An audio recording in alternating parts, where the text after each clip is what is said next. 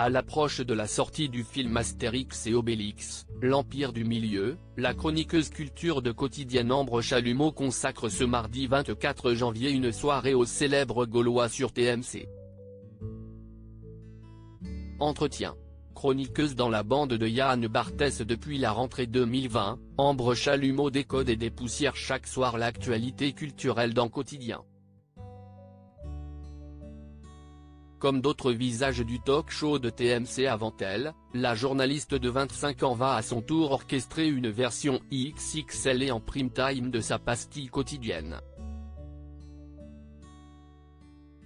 Ce mardi 24 janvier, une semaine avant la sortie en salle du film L'Empire du Milieu de Guillaume Canet, Ambre Chalumeau va en effet proposer une soirée spéciale autour des plus célèbres des Gaulois que sont Astérix et Obélix. Entretien. On va tenter de comprendre le phénomène Astérix après plusieurs de vos collègues de Quotidien, à votre tour d'avoir droit aux faveurs du prime time. Oui, c'était une envie commune avec les producteurs de l'émission. Si est ma 3e saison dans Quotidien, on attendait que je fasse mes armes sur ma chronique pour tenter un format long. Et puis il fallait aussi la bonne occasion. À quoi va ressembler cette soirée spéciale Astérix et Obélix? En se plongeant dans les archives d'Astérix, on a réalisé qu'il y avait un sujet passionnant à faire en longueur, en reprenant la mécanique de ma chronique dans Quotidien. À savoir montrer des archives, faire des passerelles entre les époques, s'amuser avec le passé. Que verra-t-on dans ce documentaire? On a pu suivre l'équipe du film Astérix et Obélix, l'Empire du Milieu, et on va soulever le capot d'un tel long métrage. Une grande partie du documentaire est consacrée au phénomène Astérix, à ses origines et à son héritage, qu'on va tenter de comprendre grâce à des experts, de nombreuses interviews et en se plongeant dans les archives. Et il y a beaucoup à dire. On passe de l'aspect enfantin au discours bien plus intellectuel. Si est un sujet patrimonial que l'on va traiter avec les mêmes rouages que n'importe quelle autre œuvre littéraire. Si est Marc Boger qui m'a mis en contact avec les producteurs de Quotidien. Vous-même, êtes-vous une fan des irréductibles Gaulois? Oui, notamment des 12 travaux d'Astérix. Mon père est un fan de BD et il m'a très vite mis entre les mains des Franquin, des Gottlieb et des Goscinny. Cet humour me parle beaucoup. Si est un rire intelligent mais ni snob ni excluant, avec plein de références cachées à l'actualité et à l'art.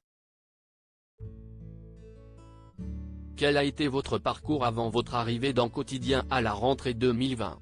J'ai fait une prépa littéraire et puis des études de journalisme au CELSA.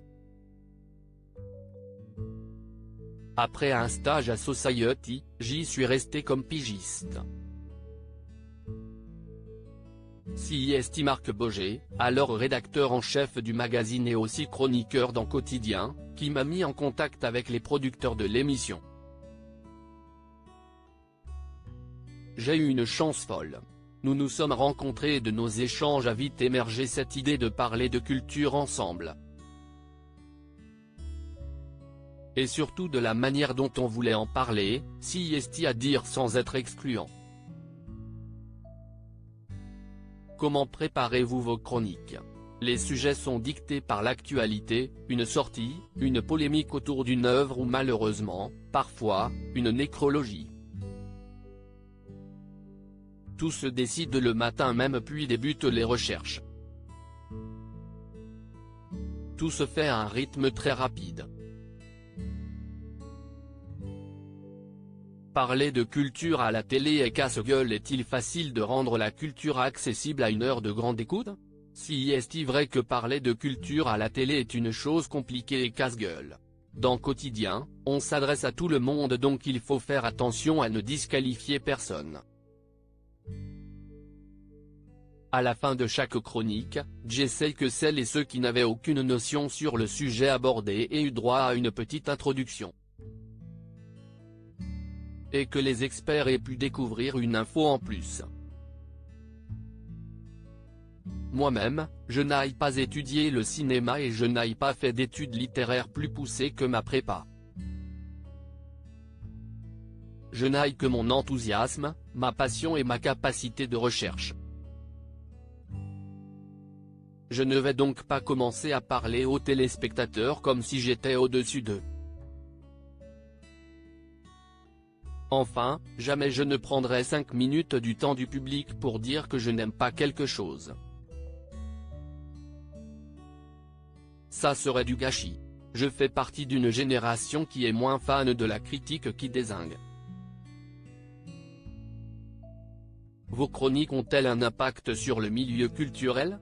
Quotidien a une force de prescription assez folle et il n'est pas rare qu'un livre évoqué à l'antenne soit en tête des ventes sur Amazon le lendemain. Ou qu'un auteur me dise que son nombre d'abonnés Instagram a grimpé pendant la nuit. Si est-il toujours une satisfaction d'avoir le sentiment d'avoir servi à quelque chose comme d'avoir pu mettre un bouquin qui m'a touché entre les mains de quelqu'un. Même si je ne touche rien sur la vente de livres. Rire, j'ai un rapport presque boulimique à la culture. Votre entourage familial vous a-t-il donné goût à la culture ? Ambre Chalumeau est la fille d'Ariel Saraco, ancienne directrice de la création originale chez Canal+, et du journaliste, écrivain et scénariste Laurent Chalumeau. Note de la rédaction: oui, il serait mensonger et ingrat de dire que j'ai construit ma culture toute seule. J'ai la chance d'avoir des parents très cultivés et d'avoir grandi dans un appartement rempli de DVD et de livres dans lesquels ils me laissaient piocher. Si est précieux. J'ai un rapport presque boulimique à la culture, même si j'ai moins le temps depuis que je suis dans la vie active. Elle s'est aussi forgée grâce à des amis et à certains prescripteurs. Pour moi, la seule chose qui sépare qui que ce soit d'un grand classique, si est la manière de lui présenter. J'ai eu cette chance et j'essaye de le faire à mon tour. Avez-vous d'autres projets de prime time ? Rien n'est pour l'heure prévu, mais j'ai très envie de retenter l'aventure. Il faut juste attendre la bonne actualité. À lire aussi Ambre Chalumeau, Quotidien, on adore la nouvelle chroniqueuse de Yann Barthès et on vous dit pourquoi.